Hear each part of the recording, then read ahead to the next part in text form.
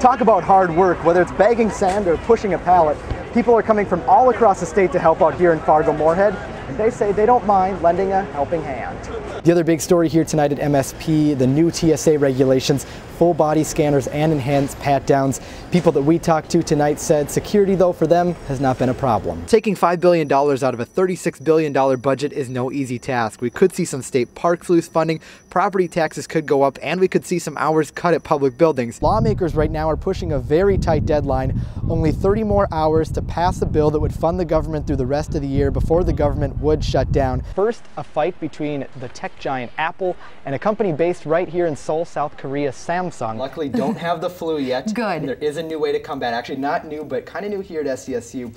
For the past couple days, Health Services has put on 2 clinics, giving students a chance to get a flu shot. It costs $25, and students are taking advantage of what could be a big payoff down the road.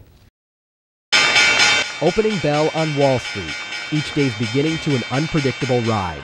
Some days not as promising as others. It's a ride that investors are taking all across the country, and America's colleges, the way this benchmark is based have taken a hit too. Endowment funds, money given by donors and used for scholarships and other programs, is typically invested in the stock market. At SCSU, about 60% is in stocks, 40% in bonds, but bad numbers on the board has meant bad news for some colleges. Since the beginning of the fiscal year, our endowment has dropped about 19%, which is dramatic, but it follows the stock market. Since June, the value of the SCSU Endowment Fund has dropped from about $17.5 million to about $13 million, roughly a loss of about $3 million. Down the road at St. John's in Collegeville, it's the same story. An endowment worth $145 million in June, now worth 22% less, roughly $112 million. Despite the fact that endowment numbers are down, Eric says the number of people wanting to give for college scholarships is actually up.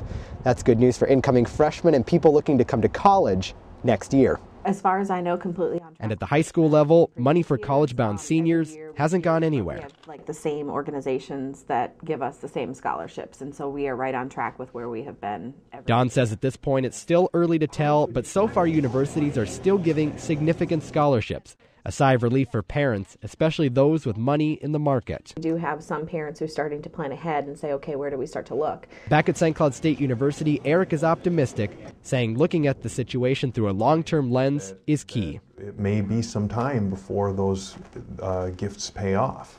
So if someone invests in the endowment this year, it may be a year or two before we see anything spun off of that. It may be bad numbers on the board, but still a good forecast for those looking for scholarships to cash in on college.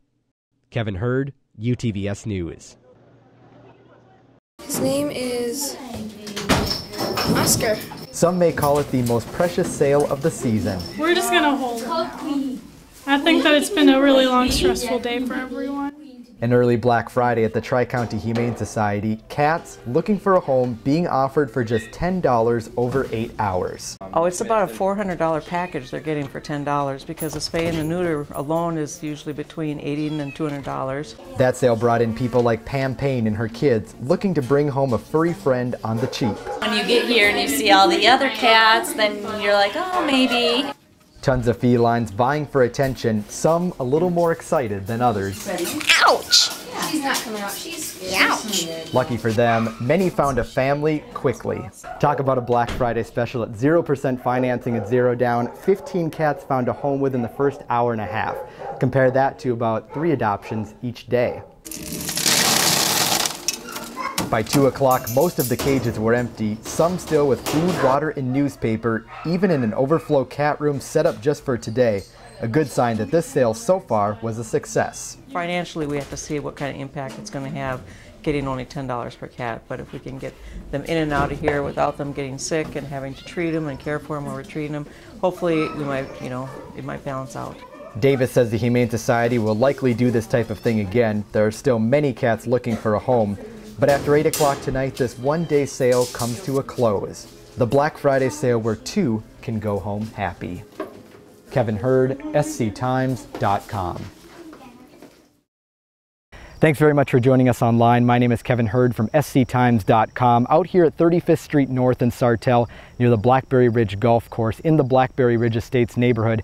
This area got hit pretty hard during this afternoon storm. Take a look at some of these pictures we got a little bit earlier. This is just after 7 o'clock p.m. tonight. You can see trees knocked down to the ground in backyards, brush all over the ground and in the streets.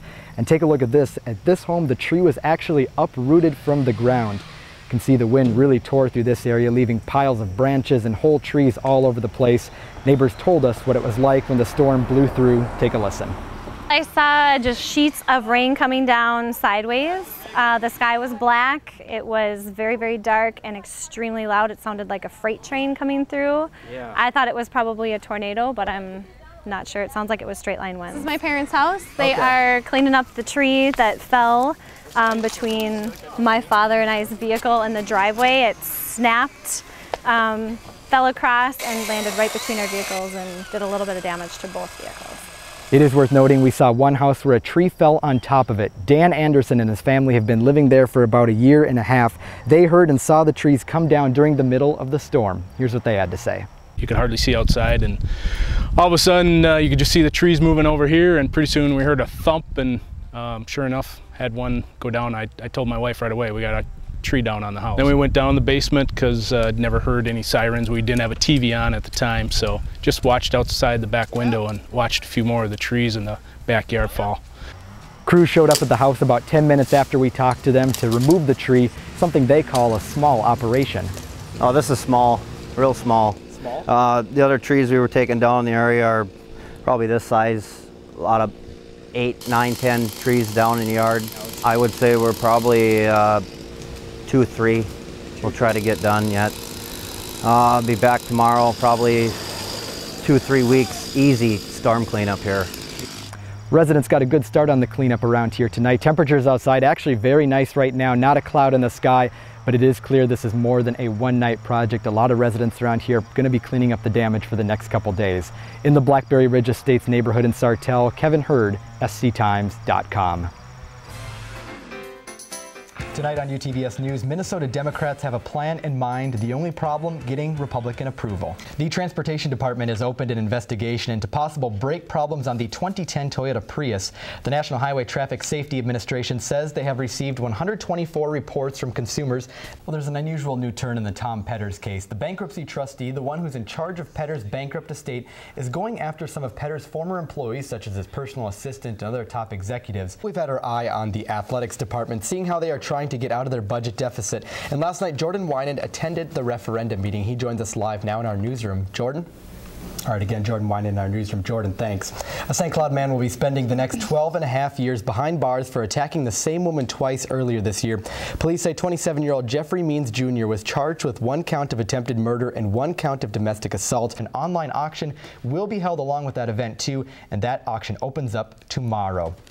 Well, a popular video chain is closing some Minnesota stores. Coming up, we'll tell you how St. Cloud will be affected. Well, with the opening ceremony for the 2010 Olympics just a day away, one local school is putting their own spin and gearing up for the Winter Games. UTVS and sctimes.com reporter Raquel Hellman has that story for us. Nick Yozamp, answer, who is a Cathedral High School alum competing on Jeopardy this week?